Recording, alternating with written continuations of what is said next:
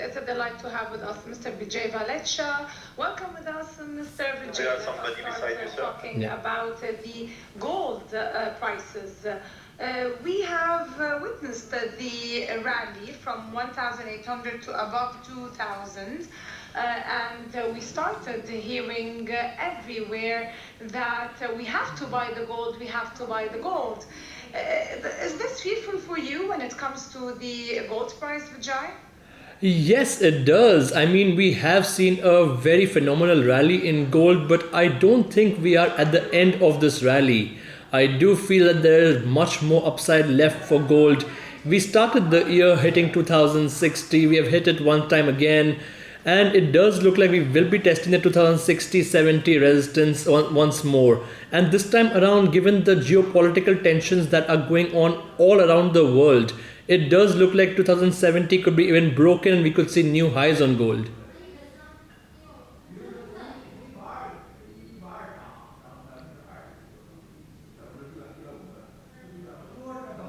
As you know, Vijay, today any trader that trades the gold for a long time focuses on the levels that are close to $2,070.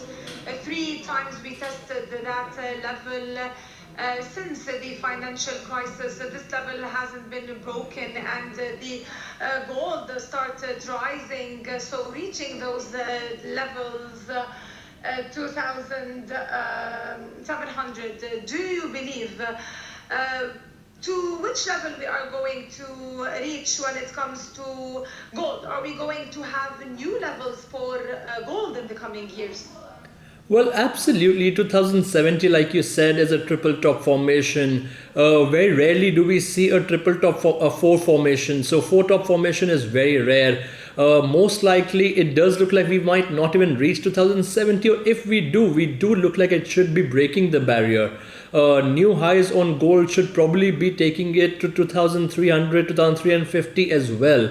It might take time, it might take a couple of years, maybe even faster if the geopolitical tensions get even worse, but it does look like this barrier should be broken this time around. Also, one more major incident that has happened in this week has been that all central banks around the world have stopped the rate hikes. So a pause in rate hikes. If we do see the inflation numbers coming down, if the yield curves actually start sliding downwards, it is then when we see gold actually making the upward move.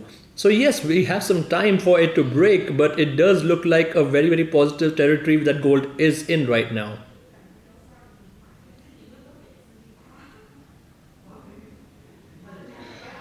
Everyone expected that the oil will have a bigger movement than the gold, but this did not happen.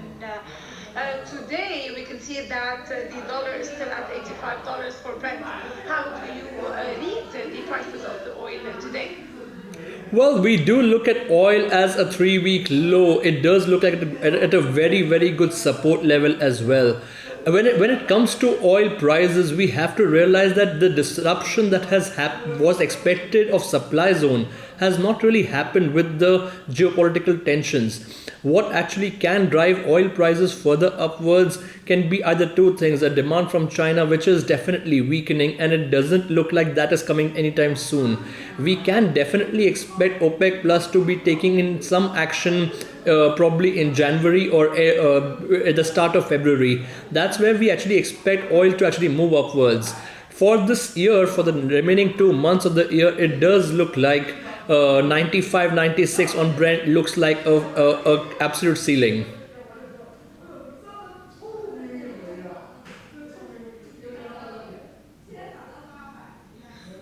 Vijay, another question here related to the prices that you are talking about for the oil. What is supporting the oil price? Do you believe that you have the support will come from the demand or from the supply? Well, oil prices do look like the demand is diminishing. The economy is not looking very great as well. Fed members also are very, very clear that even if there might not be much more rate hikes going forward, but it does look like the economy could be at a slowdown. we also have to look at the jobs data very, very carefully now, because it's unemployment which can actually bring a hard landing. Otherwise, it looks like a very nice soft landing for the economy and the markets. Given those situations, the demand might not increase, but it might not decrease. At the same time, supply disruptions are definitely happening, and OPEC Plus is definitely reducing supply as much as possible. So it is more the supply side where we are bullish on oil more than the demand side.